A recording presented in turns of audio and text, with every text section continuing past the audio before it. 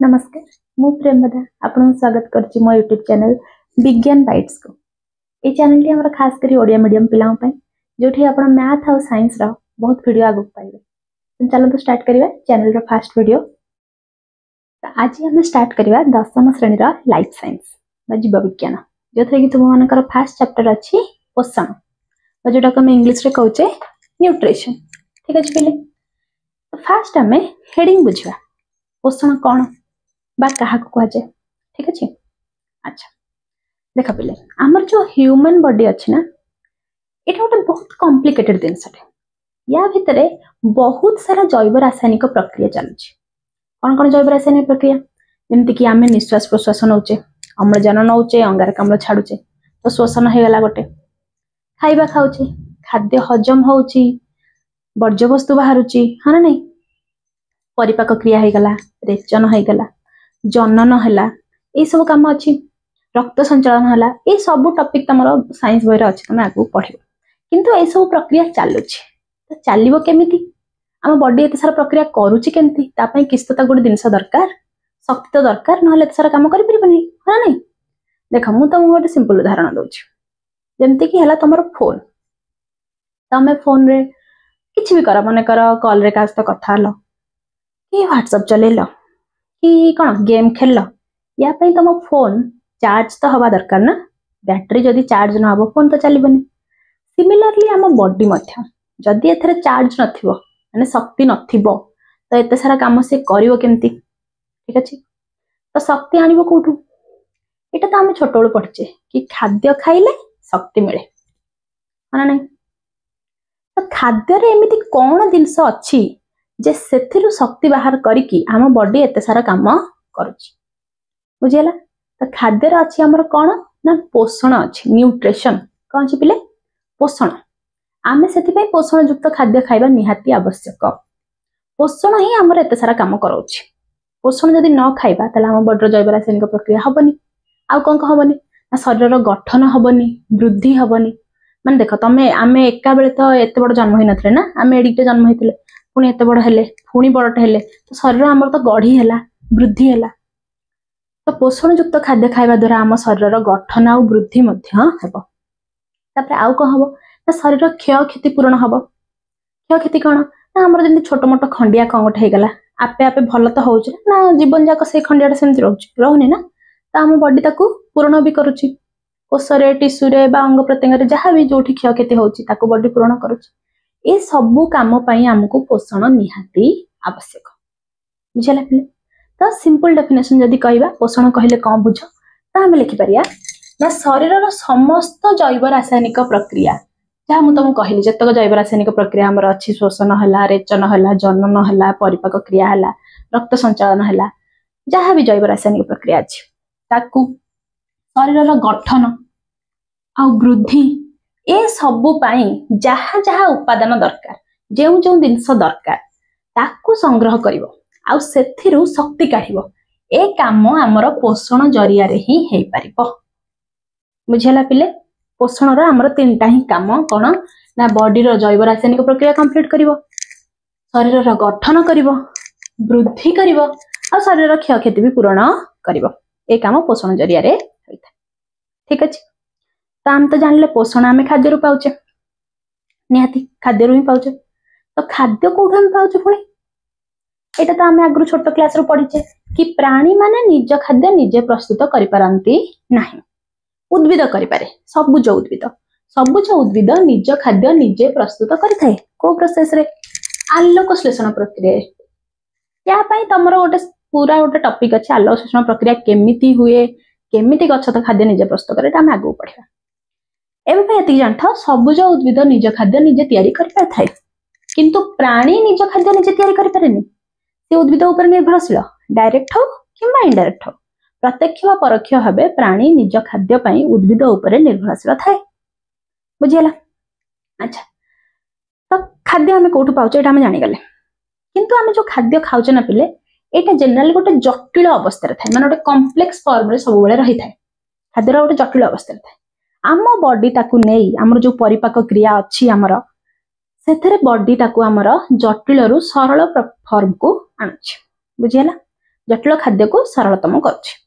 एबे सबु सरल खाद्य प्रत्येक कोष निकट को हमर जीव, प्रत्येक अंग प्रत्यंग पाखक जीव पहुंची गला।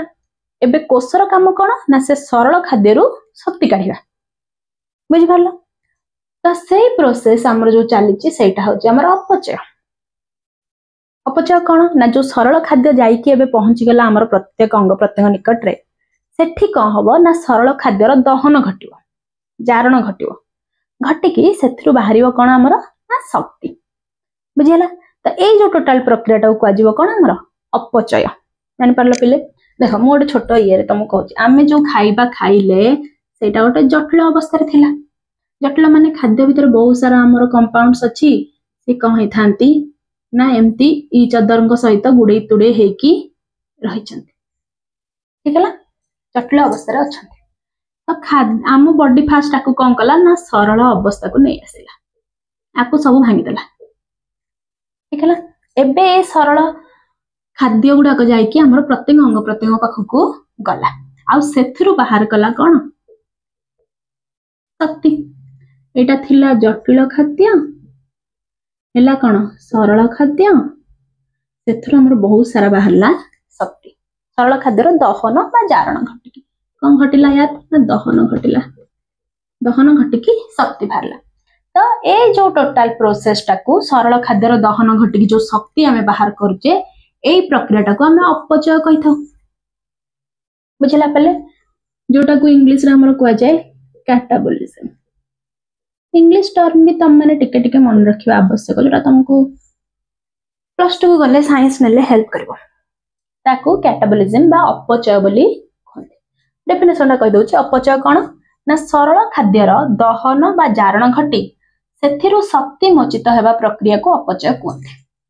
आउ एहा एक ध्वंसात्मक प्रक्रिया काहेकि पिले ना एठी किछ गोटे ध्वंस होउछि, जो सरल खाद्य थिला तार दहन घटुछि, जारण घटुछि, ध्वंस होउछि, सेथिरु जाई कि शक्ति बाहरछि ना। तो सेति पई अपचय होउछि हमरो गोटे ध्वंसात्मक प्रक्रिया रो उदाहरण, बुझियला। नेक्स्ट आसीबा हमर कोन ना चय। चय कोन ना यार सीधा अपोजिट, कारण किछिटा सरल खाद्य जाई कि शक्ति काढि देले, आउ अछंती बाकी सरल खाद्य से सब मिसी कि फुणी कह हिजिवे ना जटिल हिजिवे, माने जो गुडाक इंपोर्टेंट ता भितर जो आवश्यक उपादान हमको दरकार अछि, माने कोन ना सरल खाद्य थिले आद्रु जो उपादान हमको दरकार शरीर रो गठन पई ताकू सब मिसै कि बॉडी कौन करबो ना फुणी कॉम्प्लेक्स फॉर्म को नि आसीबो, जटिल कर दबो।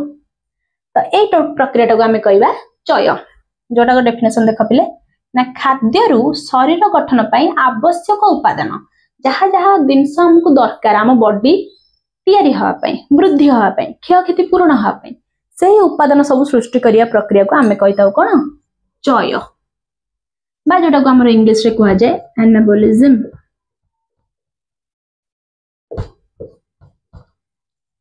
बुझ परला पिले। आउ एहा होउची एक गठनमूलक प्रक्रिया, कारण एठी किछ गोटे तैयारी होउची, एठी किछ गोटे ध्वंस होउथिला, एठी गोटे जिनसटा भांगुथिला, दहन होउथिला, सेति पई सेटा ध्वंसात्मक प्रक्रिया थिला। किंतु चय रे कह होउची ना एठी किछ गोटे तैयारी होउची, सेति पई एहा होउची एक गठनमूलक प्रक्रिया, बुझि परला ती पिले। तो ये जो चय और अपचय ए दुईटा जाकर समाहार को चयापचय कहती, जोटा को आम इंग्लिश रे कहबा मेटाबोलिज्म।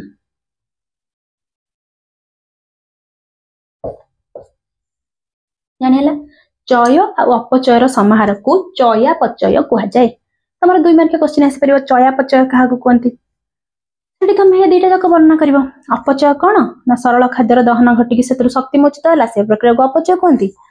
खाद्यर आवश्यक उपादान सृष्टि करिवा प्रक्रिया को चय कहते, और चय और अपचयर समाहार को चयापचय कहते, बुझिला। ए जो चयापचय प्रक्रिया बा जो मेटाबॉलिज्म हमर कंटिन्यूअसली बॉडी रे चली थाए, आ स्ट्रांग भी हवा दरकार। मेटाबॉलिज्म टा हमर स्ट्रांग भी हवा दरकार, और चयापचय प्रक्रिया चलिया भी दरकार। कोन पई नहले आम बॉडी रो रोग देखा जिवो, किछि प्रोसेस चलीबनी। केमती ना देख तमे पोषण तो खाइल किंतु चयापचय प्रक्रिया होनी, माने सेथुर जो शक्ति आवश्यक मिलुनी, जहा जहा उपादान आवश्यक मिलुनी, तो बॉडी चलिबो केमती, एते सरकार जो प्रक्रिया अछि करबो केमती, शरीर वृद्धि केमती करबो ए परिबन ना। ସେଥିପାଇଁ ଅନବରତ ଆମ ବଡିରେ ଚयापचय प्रक्रिया चली था। बुझेला पिले एतिक हमर होला पोषण रो इंट्रोडक्शन। तो कौन आमे कवर कले ना फास्ट होची पोषण रो डेफिनेशन कोन आउ सेटा तो तुम जानछ सबुज उद्भिद केमती खाद्य प्रस्तुत करे प्राणी केमती खाद्य पय निर्भरशील तापर आमे पढिले अपचय कोन आउ चय कोन आउ चयापचय कोन एति बुझि परला क्लियर ठीक अछि। तो नेक्स्ट टॉपिक आमे पढिया खाद्य विषय रे खाद्य केते प्रकार रो कोन कोन पोषण कंपोनेंट ता धरे अछि ठीक अछि आउ सेडा खाइले हमर कोन हेल्प करूची जो जो खाद्य आमे नउचे सेतर हमर कोन सहाय्य होची से विषय आमे नेक्स्ट वीडियो रे पढिया। तो एति जदि तुम माने बुझि पारलो मो पाठ पढिया तुम मानन को बुझा पडिला सहज लागिला तो वीडियो टिके लाइक करो आउ चैनल को भी सब्सक्राइब कर परिबो नेक्स्ट वीडियो पई तो संग मन सहित शेयर करो देखिया।